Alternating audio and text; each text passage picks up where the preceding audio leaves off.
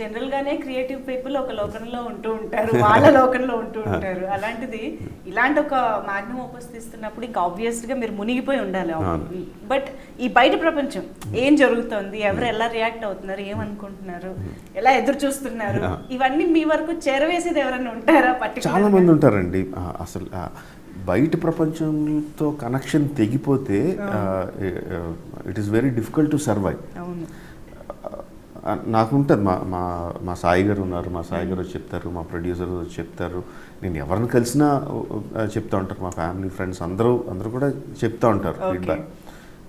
ఆ ఫీడ్బ్యాక్ తీసుకుంటా ఉంటాను. బట్ నేను వర్క్ చేసేటప్పుడు ఈ సీన్కి జనం ఎలా రియాక్ట్ అవుతారు, ఈ డైలాగ్ జనం ఎలా రియాక్ట్ అవుతారు, ఈ సాంగ్ జనం ఎలా రియాక్ట్ అవుతారు అని ప్రతి దానికి I don't work that way. కథ చేసుకునేటప్పుడే జనరల్గా జనాలకి ఈ టైప్ ఆఫ్ సీన్లు అయితే నాకు ఈ టైప్ ఆఫ్ సీన్లు నచ్చుతాయి, జనాలకి ఈ టైప్ ఆఫ్ సీన్లు అయితే నచ్చుతాయి, ఈ కైండ్ ఆఫ్ ఫార్మాట్ అయితే నచ్చుద్దని ఒక రఫ్ ఐడియా ఉంటుంది తప్ప ఆ తర్వాత ప్రతిదీ తూకంలో వేసుకుని చూడండి. నాకు బాగా నచ్చాలి, నేను బాగా ఫీల్ అవ్వాలి. ఫీల్ అయితే ఇంకా ఆటోమేటిక్లీ ఇట్ ఈస్ దేర్. నాకు కొంత నచ్చి కొంత నచ్చలేదు అనుకోండి, దెన్ ఐ హ్యావ్ నాన్నగారు ఉన్నారు, పెద్దన్న ఉన్నాడు, రమ ఉంది, కార్తికేయ ఉన్నాడు, మా పిల్లలు ఉన్నారు, భైరవ సింహ వీళ్ళందరూ ఉన్నారు. సో వాళ్ళతో డిస్కషన్ పెడతాను, వాళ్ళని అడుగుతాను, వాళ్ళ అభిప్రాయం తీసుకుంటాను. చాలా ముందుకి అయ్యో వాయించేస్తారండి, ఏకిపారేస్తారు. అసలు ఏమి ఇంత కూడా వాళ్ళకి ఏదన్నా నచ్చలేదు అంటే లెఫ్ట్ అండ్ రైట్ ఏకేస్తారు, అసలు ఎక్కి తొక్కేస్తారు. అందులో ఏమీ ఇది ఉండదు.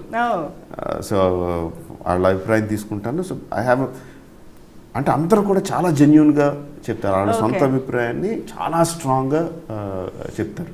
బట్ వన్ థింగ్, మీరు తీసుకుంటారు కాబట్టి వాళ్ళు చెప్పగలుగుతున్నారు.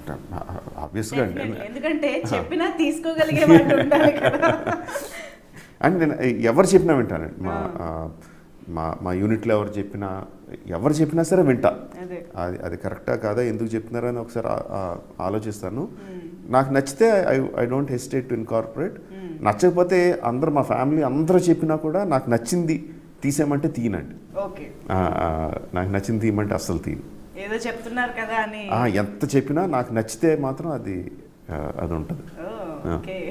Please subscribe. Please do subscribe. Please subscribe. Please subscribe. Please subscribe to our YouTube channel.